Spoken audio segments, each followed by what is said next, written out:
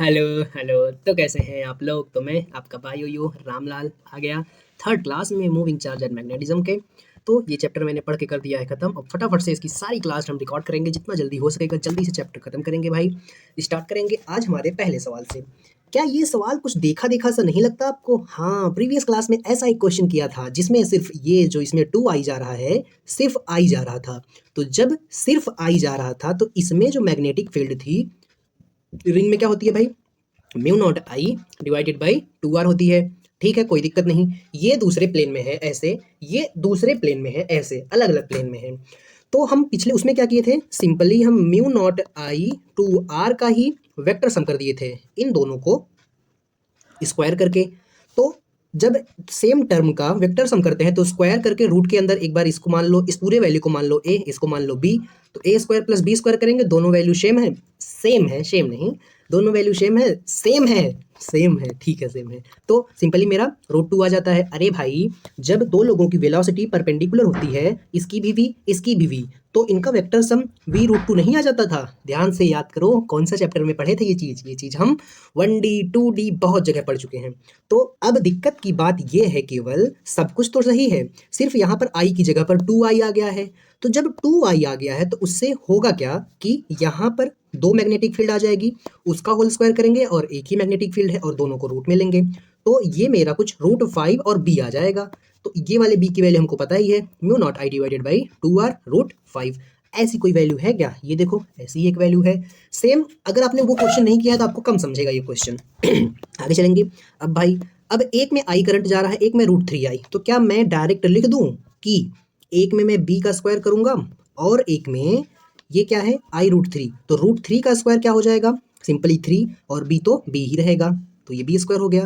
तो अब क्या ये तीन एक चार बी स्क्वायर हो गया? हाँ, रूट के अंदर से चार बाहर आएगा तो दो हो जाएगा और बी स्क्वायर का बी हो जाएगा, मतलब टू बी। तो टू बी का क्या मतलब है? टू इंटू एक रिंग की वजह से जो मैग्नेटिक फील्ड होती है mu naught I by two r होती है, दो से दो कैंसिल हो गया, तो mu naught I by r मतलब मेरा सेकंड वाला आंसर हो गया। आगे चलेंगे अपने नेक्स्ट क्वेश्चन पर। ये क्वेश्चन थोड़ा सा करंट इलेक्ट्रिसिटी से रिलेटेड है, ज़्यादा नहीं, इत्तू सा, इससे ज़्यादा नहीं, पक्का। अब मुझे मैग्नीट्यूड बताना है, मैग्नेटिक इंडक्शन, मैग्नेटिक फील्ड ही बोल देंगे इसको, सेंटर पर रिंग के। तो रिंग के सेंटर पर मैग्नेटिक फील्ड जो होती है वो मेरी होती है mu naught I divided by two r. यहाँ तक कोई दिक्कत नहीं।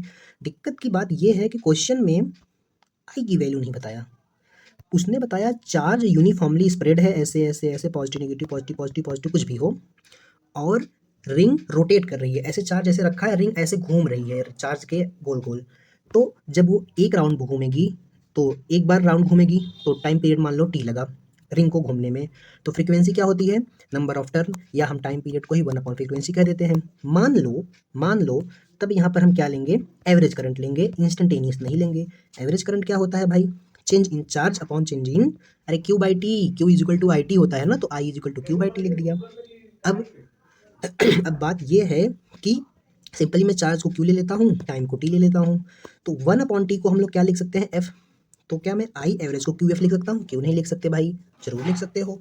तो सिर्फ आई की जगह पर ये लिख दो, mu naught Q F divided by two R. Pi नहीं आता इसमें, ध्यान देना, पाई वाले आंसर होंगे ही नहीं, बचेगा ये वाला। मतलब ये, इसमें तो एफ नीचे है इसलिए नहीं होगा, तो ये वाला मेरा आंसर हो जाएगा, सिंपल है। तो ये वाला नॉलेज करंट का था, और ऐसा एक क्वेश्चन भी हमने करंट इलेक्ट्रिसिटी में किया है। आगे चलेंगे अगले सवाल पर। मुझे ये बताना है कि सेंटर पर मैग्नेटिक फील्ड जीरो आएगी कि नहीं आएगी? बताओ, सोचो जरा। क्या हमने पिछले क्लास में एक चीज़ सीखी थी, जितना करंट जा रहा है अगर उतना ही करंट निकल जाए तो मैग्नेटिक फील्ड जीरो होती है, लेकिन कब? जब magnetic field equal and opposite आती है। क्या ये तीनों एरिया सेम है, मतलब डिक्टो सेम एरिया है, लेकिन इसमें करंट सेम नहीं है भाई? क्यों? इसमें चार आ रहा है, इसमें एक आ रहा है, इसमें भी एक जा रहा है, इसीलिए ऐसा नहीं होगा।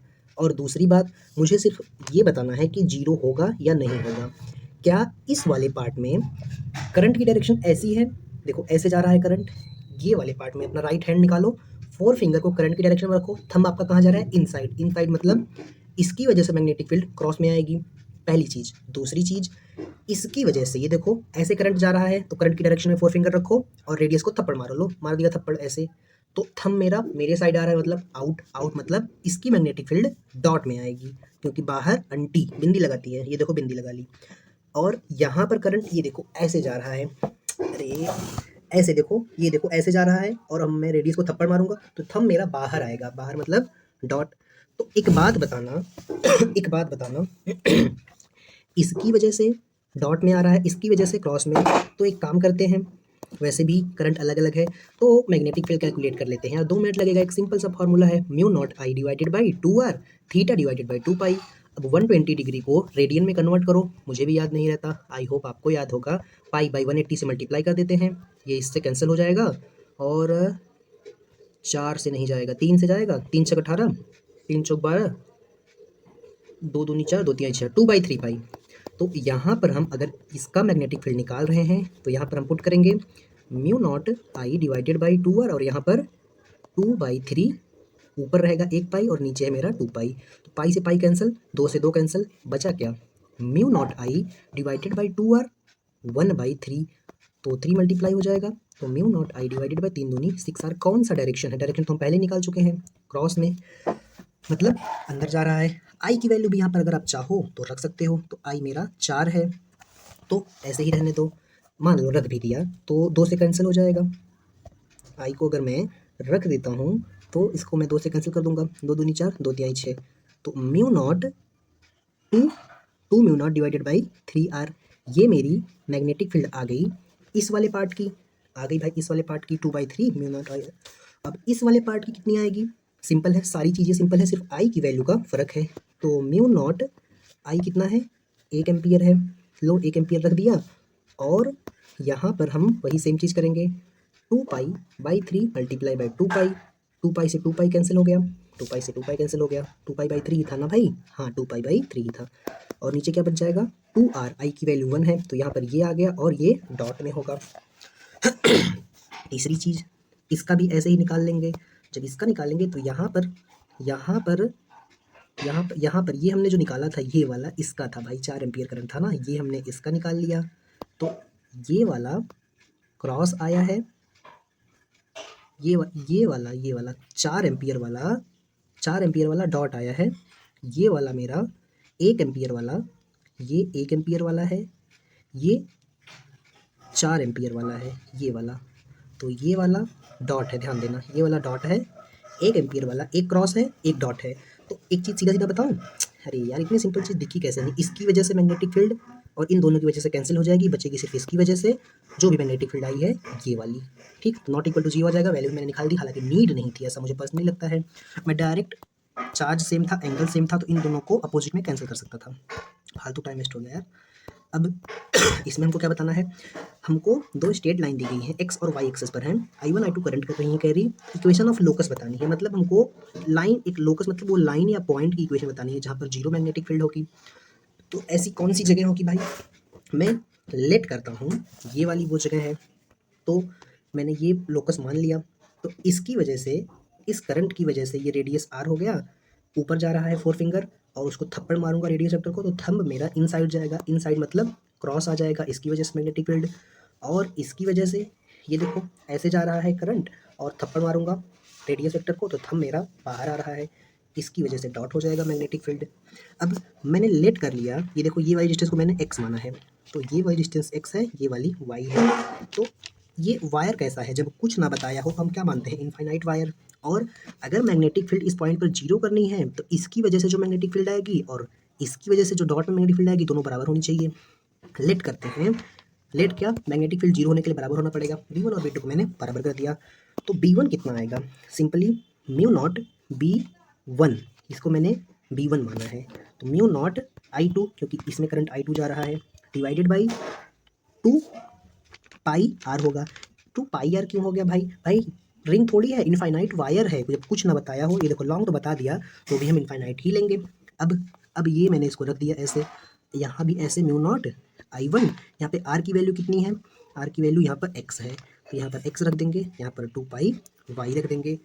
अब 2 पाई से 2 पाई कैंसिल, म्यू नॉट से म्यू नॉट कैंसिल, तो बचेगा क्या मेरा, सोच के देखो, सिंपली मेरा I2 बचेगा, x बचेगा, I1 बचेगा, y बचेगा। अब मैं y को इस साइड लेके जाता हूँ, x को इस साइड लेके जाता हूँ, I2 को नीचे लेके जाता हूँ, तो ये मेरी इक्वेशन आ गई y is equal to I1/I2 x। इसको हम कंपेयर करेंगे y is equal to mx plus c से, तो y इंटरसेप्ट 0 है, इसका मतलब ये यहाँ से तो पास करेगा और इसका स्लोप पॉजिटिव है, स्लोप इसका पॉजिटिव है, तो ये पॉजिटिव स्लोप ऐसे लाइन बनती है, बेसिक मैथमेटिक्स में सीखा है। तो हमको सिर्फ इक्वेशन बतानी थी, हमको उससे लेना देना नहीं था कैसी लाइन बनेगी, L1/I1/I2, L1 नहीं है I1 है, और वैसे भी ये तो डायमेंशनली गलत है। हाँ, ये डायमेंशनली सही है, तो ये भी डायमेंशनली सही है। आगे चलेंगे। अब देखो, magnetic field distance x is equal to √3r पे बतानी है सेंटर ऑफ रिंग से। क्या आपको सेंटर ऑफ रिंग से इलेक्ट्रिक फील्ड आपने सीखा, बहुत अच्छे से सीखा। सेम उसी तरह मैग्नेटिक फील्ड भी आती है, सर ने क्लास में बताया था। कितनी होती है मैग्नेटिक फील्ड? मैग्नेटिक फील्ड जैसे अगर ये रिंग है, ये इसका रेडियस r है, यहाँ से x डिस्टेंस पे जो मैग्नेटिक फील्ड होती है वो होती है mu naught I divided by r square divided by 2r² plus x square का पावर 3/2। ये आपको हमारा रट्टा होना चाहिए, तभी ऐसे क्वेश्चन आप डील कर पाएंगे, और ऐसे क्वेश्चन एग्जाम में आ जाते हैं, बता दूं। तो आप इसको करेंगे क्या, एम आर रट्टा। कैसे रट्टा करेंगे? अगर एक्स मेरा 0 होता तो ये रिंग पे आ जाता, और रिंग पर सेंटर पर क्या होता है magnetic field, mu naught I divided by 2r। तो जब आप एक्स को 0 रखेंगे तो यही चीज़ आ जाएगी मेरी। ये इसका वेरिफिकेशन का तरीका है, एम आर स्टार है, डायमेंशनली म्यू नॉट आई आना चाहिए, तो वो आएगा। अब x की वैल्यू √3r है, तो क्या इस पैटर्न के क्वेश्चन हमने ग्रेविटेशन से लगा के इलेक्ट्रोस्टैट तक भर भर के किए हैं। x की जगह पर √3r का स्क्वायर करेंगे तो 3 आ जाएगा, और r का तो r² हो जाएगा, इसका पावर 3/2। ये मेरा क्या हो गया भाई, mu naught I r² divided by 2, ये 3 1 4 हो गया, तो 4r² का पावर कितना, 3/2। 3/2 को कैसे सॉल्व किया जाता है? 3/2 का मतलब होता है, जैसे अगर 4 है तो 4 का 1/2 उस पर स्क्वायर रूट होता है, ये और ये दोनों का मीनिंग सेम है। तो हम एक काम करेंगे, ये सिर्फ इतने पे पावर है, तो 4r² को अगर मैं रूट में रखूं तो ये 2r दे देगा, बाकी क्यूब की बात ही नहीं हो रही है अभी। तो mu naught I r² divided by 2 बच क्या जाएगा, सिंपली 2r। कैसे, ऐसे ऐसे, यहाँ पर अभी भी क्यूब है, तो जब क्यूब को हम रखेंगे तो 2 दूनी 4 दूना 8 हो जाएगा, और इसकी वजह से r³ हो जाएगा। r³ r² से कैंसिल होगा तो क्या बचेगा, mu naught I divided by 8 दूनी 16r। तो ये मेरा आंसर आ जाएगा इस क्वेश्चन का। आगे चलेंगे। अब इसमें क्या बोला भाई, इसमें सिर्फ इतना बोल दिया, magnetic field centre of circular coil बतानी है जिसका रेडियस इतना हो, radius is 10 centimetre, 5√5 times of magnetic field at the point at axis. इससे क्या समझ में आ रहा है, इससे ये समझ में आ रहा है कि बी जो सेंटर पर होगा वो मेरा 5√5 टाइम्स बी उस एक्सिस पर होगा, मतलब ये पॉइंट जो दूर है, तो हमको इसके बीच की डिस्टेंस बतानी है। सिंपली ऐसे बोल दिया कि इस पॉइंट पर मैग्नेटिक फील्ड 5√टाइम्स है इसके कंपेयर में, तो ये डिस्टेंस बताओ सेंटीमीटर में। तो एक काम करेंगे भाई, सेंटर पर हम मैग्नेटिक फील्ड लिख देंगे। सेंटर पर क्या होती है भाई, ये तो बच्चे बच्चे को याद हो जाना चाहिए अब तक, म्यू नॉट आई 2r होती है। हाँ, यहाँ तक ठीक है। यहाँ पर हो जाएगा 5√5, और एक्सिस पर या सेंटर से दूर जो पॉइंट होता है वहाँ पर मैग्नेटिक फील्ड होती है mu naught I r² divided by 2r² plus x² का पावर 3/2। यही x की वैल्यू हमको चाहिए।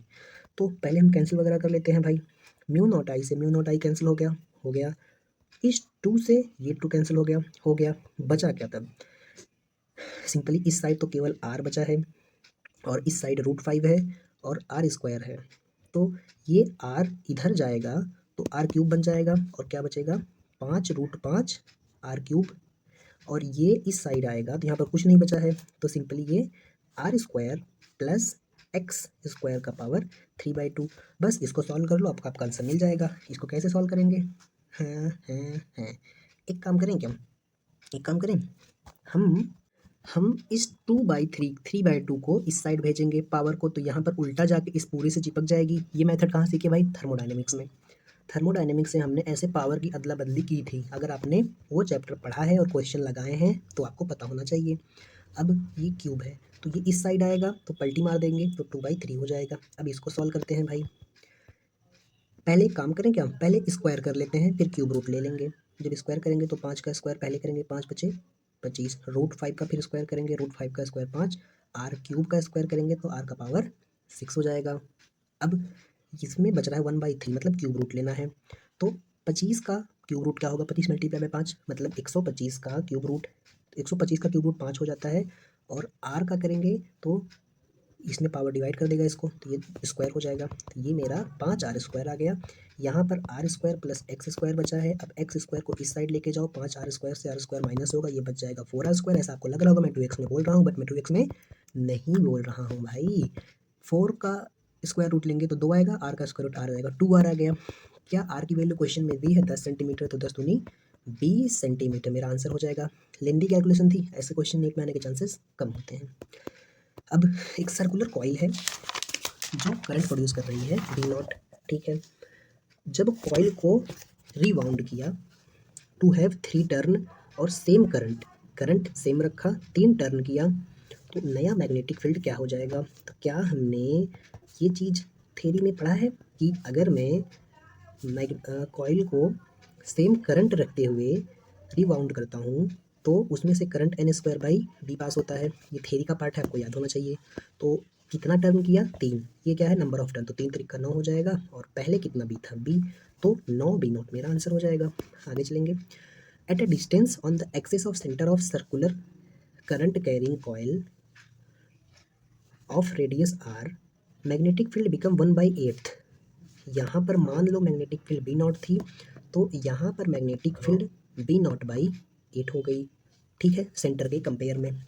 कोई दिक्कत नहीं, बस वही पिछला वाला चीज़ आपको करना है। यहाँ पर मैग्नेटिक फील्ड कितनी होती है, μ0I r का square divided by 2r² plus x² 3/2, ये होती है एक्सिस पर। और यहाँ पर कितनी होती है ये तो आपको पहले से पता है, क्या, μ0I डिवाइडेड बाई 2r, और एक 8 एक्स्ट्रा है।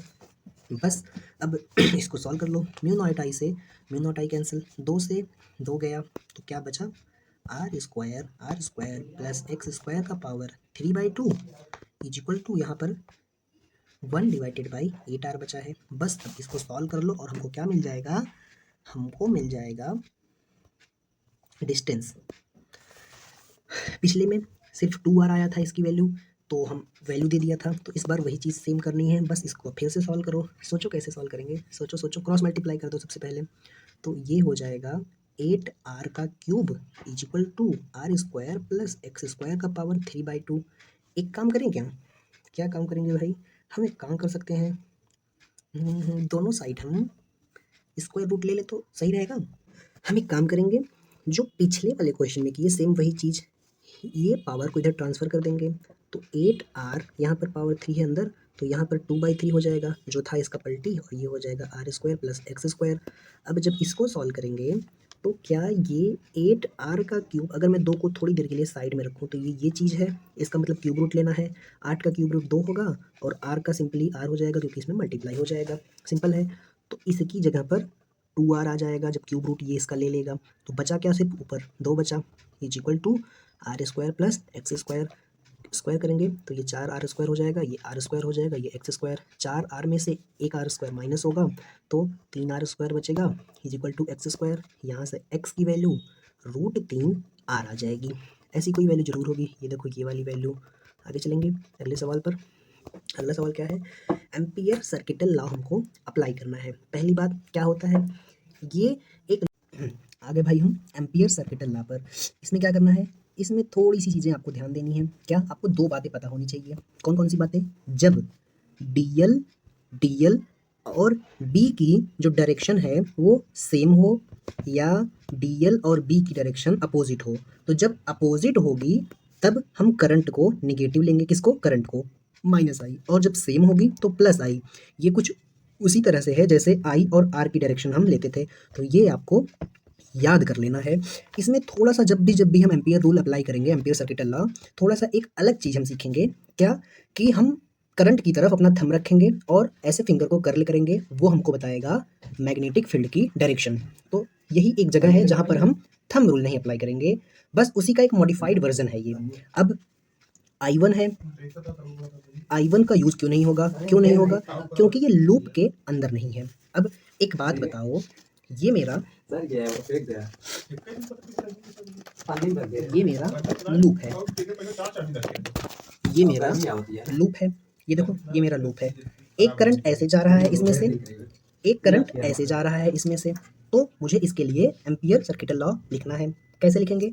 हम इस करंट की तरफ अपना थंब रखेंगे, रख दिया, और डीएल की डायरेक्शन हमेशा क्वेश्चन में दे दी होगी। क्या मेरा डीएल एंटी क्लॉकवाइज है? हाँ, एंटी क्लॉकवाइज है, ये क्वेश्चन में दिया होगा। मैं करंट की तरफ थंब रखा रखा और फिंगर को ऐसे कर्ल किया। क्या मेरी कर्ली फिंगर क्लॉकवाइज है? हाँ। तो डीएल की डायरेक्शन और कर्ल फिंगर क्या बताएंगे? Magnetic field. तो डीएल और बी क्या अपोजिट डायरेक्शन में है? हाँ। और अगर अपोजिट डायरेक्शन में है तो इसकी वजह से जो करंट होगा वो माइनस होगा। और यहाँ की जब बात करेंगे, ये देखो मेरी रेड वाली पेन, ऐसे थंब रखे इसकी तरफ और ऐसे कर्ल किए, तो क्या ये वाला कर्लिंग मेरा देखो ऐसे बन रहा है, ऐसे ऐसे, तो ये मेरा क्लॉकवाइज बन रहा है, सॉरी एंटी क्लॉकवाइज बन रहा है, ऐसे। कैसे बताऊं? ये देखो इसकी तरफ मैंने थंब रखा और इसको ऐसे बना रहा है, ये देखो ऐसे, ये अब समझ में आ रहा होगा, ये अंदर जा रहा है, ये ऐसे बन रहा है, ये इसको ऐसे रखा है सर ने। तो मेरा जो फोर फिंगर जब मैं कर्ल करूंगा, ये जो करंट अंदर जा रहा है, अब देखो अब समझ में आ रहा होगा, देखो एंटी क्लॉकवाइज बन रहा है ऐसे।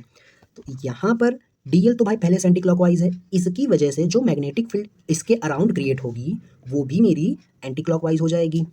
ये देखो, तो इसकी डायरेक्शन पॉजिटिव हो जाएगी। सिंपल है। तो यहाँ पर हम एम्पियर सर्किटल लॉ के अकॉर्डिंग लिख देंगे म्यू नॉट ब्रैकेट के अंदर, ये इससे वैसे मल्टीप्लाई होकर आता है बट हम डायरेक्ट लिख देते हैं, ब्रैकेट बना के हम मान लो म्यू नॉट को कॉमन ले लिए। अब इसमें आते हैं, इस करंट की वजह से कोई भी नहीं आएगा, B into D L is equal to mu naught को कॉमन ले लिए। अब देखो कितने आई हैं, 1 2 3 4, और डी एल की डायरेक्शन दे दी है। डी एल की डायरेक्शन कैसी है? ऐसी है। इसका क्या मतलब? क्लॉकवाइज है। क्लॉकवाइज ही है ना भाई, ऐसे आ रही है। अब हम बात करेंगे आई वन की। क्या मेरा आई वन ऐसे ऊपर जा रहा है? हाँ। तो मैं अपना थंब ऐसे रखूंगा और अपने फिंगर को राइट हैंड को कर्ल करूंगा, तो ये देखो कैसे बन रहा है, अपोजिट बन रहा है इसके, इधर आएगा मैग्नेटिक फील्ड। तो यहाँ पर बी और डीएल की डायरेक्शन क्या हो गई? अपोजिट हो गई। तो ये वाला आई वन मेरा निगेटिव हो जाएगा। और यहाँ पर मैग्नेटिक फील्ड कैसी बनेगी? क्लॉकवाइज, तो ये पॉजिटिव हो जाएगा। यहाँ पर फिर से ये निगेटिव हो जाएगा और ये इसका तो यूज ही नहीं है। तो minus I one minus I three, minus I one minus I three और प्लस क्या? Plus I two, plus I two, यही मेरा आंसर हो जाएगा। आगे चलेंगे। इसमें देखो, अब इसमें थोड़ा आपको देखने में अजीब लग रहा होगा लेकिन ये इतना अजीब है नहीं। कैसे भाई? लूप की डायरेक्शन दे दी है, कैसी है? एंटी क्लॉकवाइज, ठीक है। अब देखो अजीब सा शेप है, मान लेते हैं ये मेरा शेप है वो, ठीक है। ये मुझे करंट, ये ऐसे डीएल की डायरेक्शन दे दी गई है, ऐसे, आपको शायद उल्टा दिख रहा हो बट ऐसे दी है, ऐसे मतलब एंटी क्लॉकवाइज। अब हम बात करेंगे आई वन की, जो लूप के अंदर है। क्या आई वन ऐसे बाहर आ रहा है? हाँ। तो इसके साइड में थंब रखा और ये देखो ऐसे फिंगर कर्ल किया, तो क्या मेरा कर्ली फिंगर जो मैं कर्ल कर रहा हूँ, फोर फिंगर ऐसे घुमा रहा हूँ, ये भी मेरा क्लॉकवाइज एंटी क्लॉकवाइज बन रहा है, और ये भी मेरा डीएल भी एंटी क्लॉकवाइज है। तो डीएल और बी की जो डायरेक्शन होगी वो सेम होगी, तो आई वन मेरा क्या आ जाएगा? पॉजिटिव आ जाएगा। मतलब डायरेक्शन सेम तो ये पॉजिटिव आ गया, और अगर अपोजिट होती तो नेगेटिव आता। तो अब जितने लोग बाहर हैं वो पॉजिटिव हो जाएंगे क्योंकि सबके साथ वही चीज़ होगा, और जितने लोग अंदर जा रहे हैं वो माइनस हो जाएंगे। तो यहाँ पर हम आई वन और आई फाइव पॉजिटिव होगा, I one I five positive होगा, और उसके अलावा कौन कौन है? आई सिक्स आई फोर आई सेवन, आई सिक्स आई फोर और आई सेवन, ठीक है भाई, ठीक है। I one I five positive, बाकी सब नेगेटिव। अब ऐसा सवाल नीट में आ चुका है, आपको इतना अजीब भले लग रहा होगा देख के। यहाँ पर भी अब देखते हैं, डीएल की डायरेक्शन दे दी है। क्या डीएल की डायरेक्शन ऐसे है? मतलब कैसे? एंटी क्लॉकवाइज, हाँ। और मेरा करंट कैसे आ रहा है? डीएल की डायरेक्शन दे दी है, करंट मेरा बाहर आ रहा है, तो करंट की तरफ थंब रखा, फिंगर को ऐसे कर्ल किया, तो ये जो फिंगर कर्ल किया वो मेरी मैग्नेटिक फील्ड की डायरेक्शन बताएंगी। मतलब बी और डीएल, ये डीएल की डायरेक्शन है, बी की डायरेक्शन है, सेम हो गई। सेम होने का क्या मतलब है? सेम होने का मतलब है ये पॉजिटिव हो जाएगा। अब इसमें देखो, इसमें करंट तो बाहर आ रहा है लेकिन, करंट तो बाहर आ रहा है लेकिन डीएल की डायरेक्शन सेम, सब कुछ ऐसा है, डीएल की डायरेक्शन उल्टा हो गई है, तो यहाँ पर इसीलिए माइनस हो जाएगा, मतलब आई टू मेरा माइनस हो जाएगा। अब इसमें आते हैं, ये भी एंटी क्लॉकवाइज है, किसकी डायरेक्शन? डीएल की। डीएल की डायरेक्शन एंटी क्लॉकवाइज है, तो जब करंट बाहर आ रहा था तो डीएल और बी सेम थे, तो इसकी वजह से पॉजिटिव आएगा, इसकी वजह से नेगेटिव। आई होप आप समझ रहे होंगे। मैं यहाँ एक में निकाला ध्यान से, उससे रिलेट कर दे रहा हूँ। अब इसमें निकालते हैं भाई, ये कैसा डायरेक्शन है डीएल का? क्लॉकवाइज, हाँ ये क्लॉकवाइज है। लो, ये मेरा डीएल हो गया, और ये क्लॉकवाइज ऐसा डायरेक्शन है, ऐसा डायरेक्शन है किसका? डीएल का। और करंट अंदर जा रहा है, तो मैं करंट की तरफ थंब किया और फिंगर को कर्ल किया, तो ऐसे कर्ल करूंगा, तो मेरा बी का डायरेक्शन और डीएल का डायरेक्शन सेम हो जाएगा। जब सेम हो गया तो पॉजिटिव हो जाएगा। तो यहाँ पर हम लिख लेंगे म्यू नॉट को कॉमन। देखो कौन कौन पॉजिटिव कौन कौन नेगेटिव। आई वन पॉजिटिव है, आई थ्री पॉजिटिव है, आई थ्री पॉजिटिव है, और I5 भी पॉजिटिव है, निगेटिव कौन कौन है, I2 निगेटिव है और I4 निगेटिव है। आई होप अच्छे से समझ में आया होगा। यहाँ पे थोड़ा सा ये चीज़ चेंज हो जाती है थप्पड़ टूल का। आगे चलेंगे। ये क्वेश्चन नीट के लिए नहीं है, पहले ही बता देता हूँ। सर ने भी देखो यहाँ पर लिख दिया है, क्वेश्चन ये लेवल अप है, नीट के लिए बिल्कुल नहीं है। फिर भी हम क्यों कर रहे हैं, बस शौक है। तो थ्योरी में सर ने सिखाया था हमको आउटसाइड बताना है magnetic field. Outside magnetic field होती कितनी है बाबू, ये होती है mu naught I divided by 2 pi small r क्या है, ये जो दिया है। अब सारी चीज़ें तो ठीक है, दिक्कत वाली बात ये है कि हमको आई वेरिएबल दे दिया, आई कांस्टेंट दिया होता तो काम हो जाता। हमको इनफाइनाइट सिलेंडर का करंट डेंसिटी दिया है। क्या आपको याद है करंट डेंसिटी का फॉर्मूला, आईजा करके हमने याद किया था, आई जा। तो ये जे करंट डेंसिटी है, ए एरिया है, ये मेरा करंट है। तो यहाँ पर जो जे की वैल्यू दी है ऐसी कुछ दी है, करंट डेंसिटी ऐसा दिया है। तो एक काम करेंगे हम क्या काम करेंगे, हमको करंट ही तो नहीं पता, करंट पता होता तो मज़ा आ जाता। करंट नहीं पता तो लेट कर लेंगे, कुछ आई करंट जा रहा है, लेट कर लिए भाई। और उसके बाद मान लिए कि ये आई करंट सिर्फ इतने एरिया में जा रहा है, तो जाने दो। एक छोटे से एरिया में, मतलब एक स्मॉल रेडियस में, एरिया ऑफ एलिमेंट। तो यहाँ का अगर मैं एरिया लूँ, मैं डी ए मानूँ, तो ये हो जाएगा 2 पाई इंटू आर की जगह पर क्या है यहाँ पर डी आर। अब मैं अगर आई इज इक्वल टू जा होता है तो मैं यहाँ पर एक छोटा सा एरिया की वजह से छोटा सा करंट आएगा, आई इज इक्वल टू मैं यहाँ पर जा लिख दूंगा, क्या लिख दूंगा, जा। तो जे तो मैं एज इट इज लिखूंगा, लेकिन एरिया तो हम एक छोटा सा लिए हैं तो यहाँ पर मैं डी ए लिख दूंगा। ये सब क्यों कर रहे हैं, करंट निकालने के लिए। अब ये डी ए की जगह पर इसको पुट कर दो, तो जे इंटू 2 पाई डी आर। अब जे की जगह पर क्या पुट करेंगे, क्वेश्चन में दिया है, क्या दिया है भाई, जे नॉट आर। तो जे की जगह पर हम पुट करेंगे जे नॉट आर और यहाँ पर लिखेंगे 2 पाई डी आर। अब जो जो कांस्टेंट होगा बाहर निकाल लेंगे यहाँ पर दोनों का इंटीग्रेशन करने के बाद। तो इंटीग्रेशन करेंगे, क्या क्या कॉमन है भाई, जे नॉट कांस्टेंट है, कॉमन नहीं। और क्या कांस्टेंट है, 2 पाई इसमें कांस्टेंट है, 2 पाई कांस्टेंट है। बचा क्या, 2 पाई कांस्टेंट है, बचा मेरा आर। देखो 2 आर हो गए ऐसा मुझे लग रहा है, क्यों, ये जे नॉट आर एक, और यहाँ पे हमने एक छोटी सी मिस्टेक कर दी है। क्या, ये जो हमने काटा है ना एरिया, ये इतना मोटाई का काटा है, इसका डी आर। लेकिन हम जो यहाँ पर एरिया लिख रहे हैं वो लिख रहे हैं 2 पाई इंटू डी आर, कितने रेडियस का, आर। तो यहाँ पर एक आर और मल्टीप्लाई होगा, ये ध्यान से उतर गया। ये डी आर मोटाई का है, तो सिर्फ इस मोटाई वाले पार्ट का एरिया मेरा 2 पाई डी आर होगा। लेकिन यहाँ से यहाँ की डिस्टेंस अगर लेंगे तो डी आर हो जाएगा। तो यहाँ पर मेरा एक आर और आ जाएगा, तो यहाँ पर एक आर और आ जाएगा, तो ये आर मिलके आर स्क्वायर हो जाएगा। ठीक है, अब ठीक है भाई। और ये मेरा डी आर के रिस्पेक्ट में इंटीग्रेट करेंगे। लिमिट क्या होगी, 0 से आर के बीच, 0 मतलब ये वाला पॉइंट, आर मतलब ये वाला पॉइंट। अब जब इसको इंटीग्रेट करेंगे तो जे नॉट को बाहर रहने देंगे, आर स्क्वायर का integration r cube divided by 3, upper limit और लोअर लिमिट इसमें पुट कर देंगे। लोअर लिमिट पुट करेंगे तो 0 हो जाएगा। अब अपर लिमिट पुट करते हैं तो कैपिटल आर की जगह पर स्मॉल आर की जगह पर कैपिटल आर हो जाएगा। तो क्या मेरे आई को इंटीग्रेट करेंगे तो ये आई आ जाएगा, आई की वैल्यू आ गई। बस अब इस आई को यहाँ पर पुट कर दो भाई, mu naught divided by 2 pi R into क्या, into 2 pi J naught into R का क्यूब। ठीक है भाई, ठीक है। क्या और कुछ तो नहीं है यहाँ पर, नहीं और कुछ नहीं है। तो अब जब हम इसको सॉल्व करेंगे तो हम एक काम करेंगे, इससे इसको कैंसिल कर देंगे, पाई से पाई को कैंसिल कर देंगे, बचा क्या, mu naught J naught R का cube divided by small R बचा। अब एक बात बताओ, ये 3 कौन पुट करेगा भाई, ये जो इसके नीचे वहाँ 3 आया था ना, ये वाला 3, ये यहाँ पर नीचे 3 आएगा, यहाँ पर 3, तो ये यहाँ पर 3 आ गया।